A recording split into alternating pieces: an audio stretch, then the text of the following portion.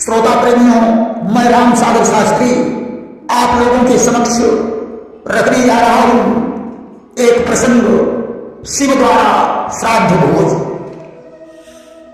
देखिए, कन्या के सूर्य में श्राद्ध करने का विधान है। इससे पितरों की तृप्ति होती है। वृश्चिक के सूर्य तक जो व्यक्ति श्राद्ध नहीं करता उसके पितृ असंतुष्ट हो जाते हैं। श्राद्ध करने के लिए कृष्ण पक्ष की सभी तिथियां शुभ हैं, सभी नक्षत्र शुभ हैं। 16 श्राद्धों का प्रमाण है। अमावस्या खासतौर से पितरों की होती है। इस दिन देव पितृ कार्य, सर्व पितृ कार्य एवं श्राद्ध तर्पण करना उत्तम माना गया है। पितरों का तर्पण और श्राद्ध करना परम आवश्यक है। एक बार भगवान शंकर ने पार्वती जी से कहा, प्रिय, आज हमारा मन श्राद्ध खाने के लिए मचल रहा है। अपने परिवार में तो कोई श्राद्ध ही नहीं होता। सुना है आज अयोध्या में राम अपने पिता दशरथ का श्राद्ध कर रहे हैं। अगर तुम्हारी आज्ञा हो तो मैं अयोध्या को चला जाऊं। पार्वती जी बोले, ठीक है, चले जाओ। आज शंकर जी ने ब्राह्मण का वेश बनाया और अयोध्या में भगवान राम के यहां प्रवेश किया।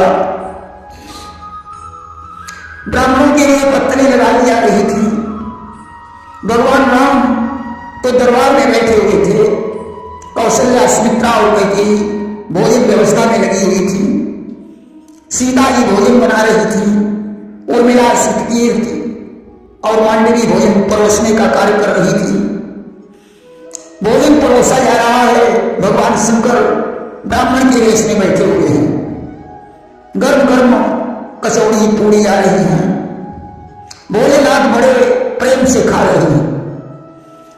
सारे ब्राह्मण तो भोजन कर चुके, वे उठना चाहते थे, परंतु शंकर जी ने भोजन करना बंद नहीं किया।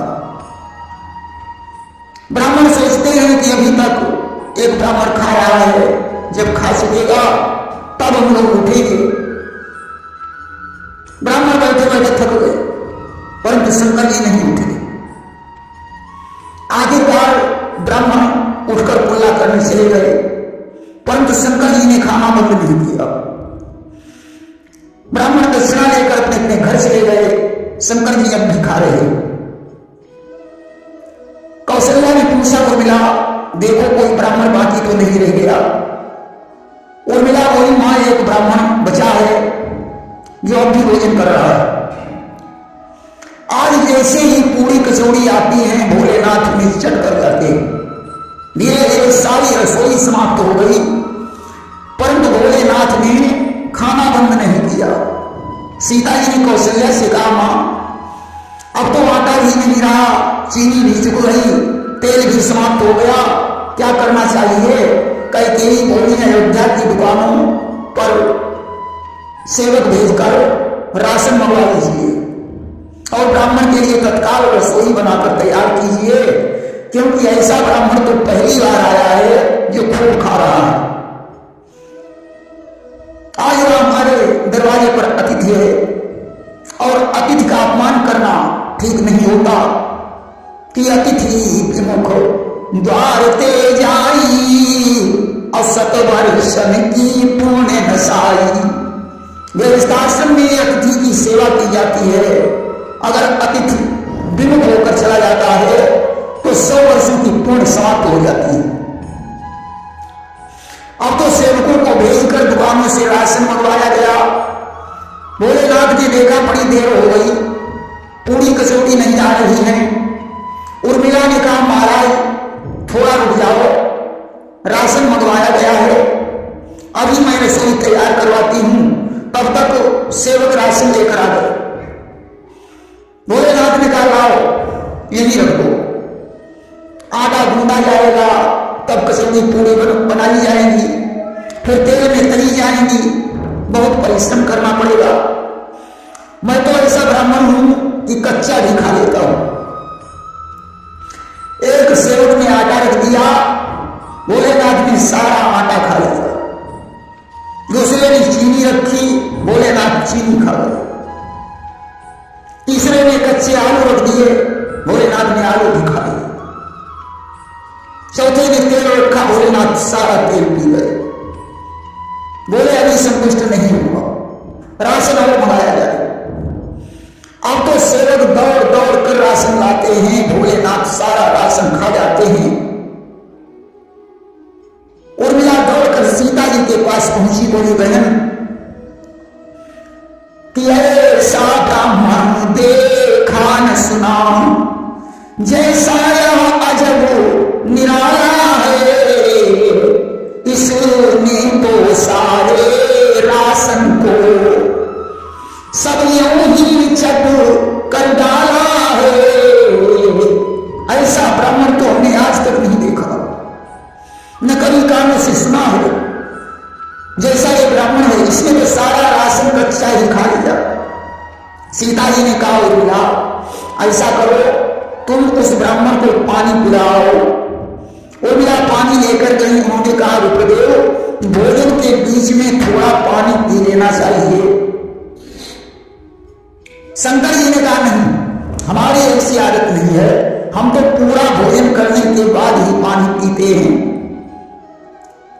उर्मिला दौड़कर सीता जी के पास में पहुंची। उसने कहा बहन, वो ब्राह्मण पानी नहीं पी रहा है, कहता है कि हम तो पूरा भोजन होने के पश्चात ही पानी पिएंगे। सीता जी आए दौड़कर राम के पास पहुंची। राम ने देखा सीता जी उदास हैं। बोले क्या हुआ सीते? सीता ने कहा प्रभु बहुत बड़ी समस्या है। क्या?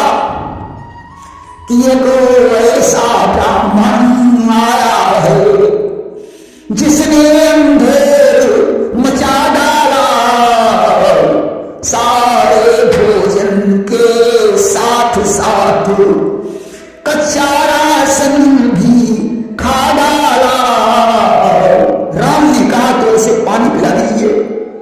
सीता जी बोली वो पानी पी ही नहीं रहा है।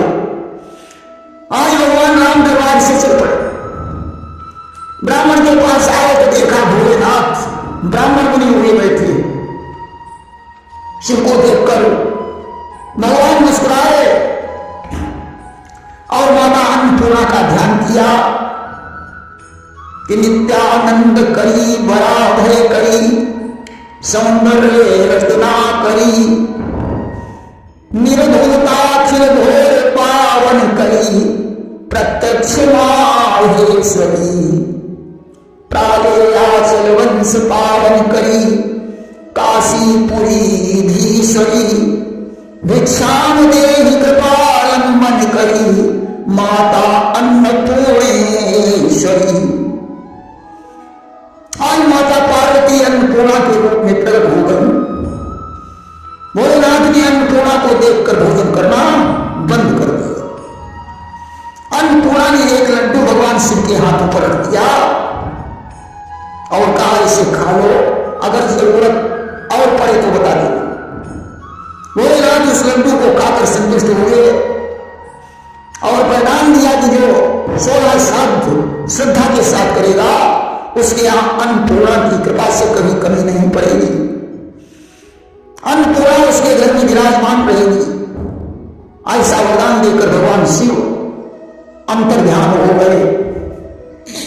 यदि विद्वानों ने घरों के 5 प्रकार बताए, कसाई घर, खटर पटर घर, अन्नपूर्णा घर, विद्या घर और नंद घर।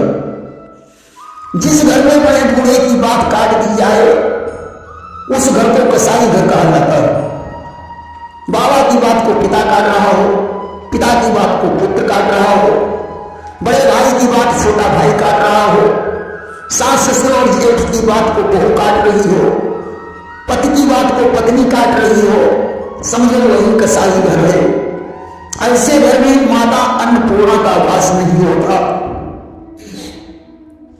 जिस घर में रात दिन खटर पटर होती रहती है, सास बहू की तकरार, पिता पुत्र में तकरार, पति पत्नी में तकरार, यानी कोई काम शांति से नहीं हो सकता, समझो वह खटर पटर घर है। ऐसे घर में माता अन्नपूर्णा कभी नहीं निवास करती। जिस घर में अतिथि और मेहमान की सेवा होती है और अतिथि मेहमान कभी विमुख होकर नहीं जाता, जहां पड़ोसन तक को चाय पिलाकर भेजा जाता है। ऐसे घर को अन्नपूर्णा घर कहा गया है। माता अन्नपूर्णा ऐसे घर की स्थिर रूप से निवास करती है। जिस घर में सुबह से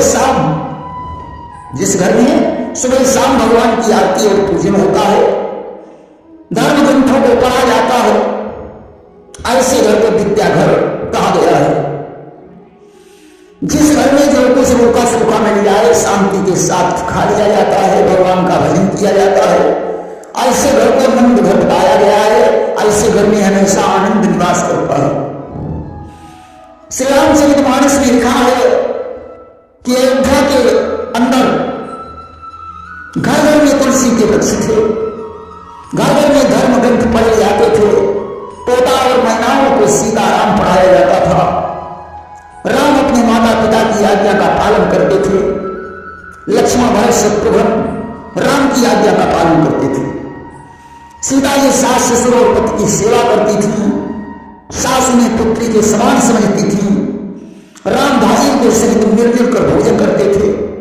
देखिए वेदों में ऐसा कहा गया है कि साथ साथ भोजन करें। मिलजुल कर भोजन करने से आपसी प्रेम बना रहता है, लेकिन इसका मतलब यह नहीं हुआ कि पति और पत्नी मिलकर एक ही थाली में भोजन करेंगे। इससे प्रेम बढ़ेगा नहीं, बल्कि प्रेम समाप्त हो जाएगा। क्योंकि पत्नी की जूठन खाने से बुद्धि नष्ट होती है। पत्नी तो पति की जूठी थाली में भोजन कर सकती है, ऐसी नारी सौभाग्यवती होती है। लेकिन जिस भोजन को कोई लांघ गया, वह भोजन कीचड़ के समान है, उसे कभी नहीं खाना चाहिए। जो भोजन जूठा है, प्रतिष्ठा के तुल्य है, उसे खाना पड़ेगा। पति पत्नी एक ही थाली में भोजन करें, वह मदिरा के समान है। जिस भोजन में बाल निकल आए, वह भोजन मांस के तुल्य है, उसे कभी नहीं खाना चाहिए। यदि कुंवारी बेटी का जूठा भोजन पिता कर रहा है तो उसकी उम्र बढ़ती है। लेकिन मनुष्य दो प्रकार के होते हैं। एक तो होते हैं सूप मनुष्य और दूसरे चलनी मनुष्य। अब आप लोग कहेंगे कैसे? लेकिन सूप अच्छाई को ग्रहण करता है और चलनी बुराई को ग्रहण करती है। कबीरदास जी ने लिखा है कि साधु ऐसा चाहिए जैसे सूप सुभाए, सार सार को गही रहे, थोथा दे उड़ाई।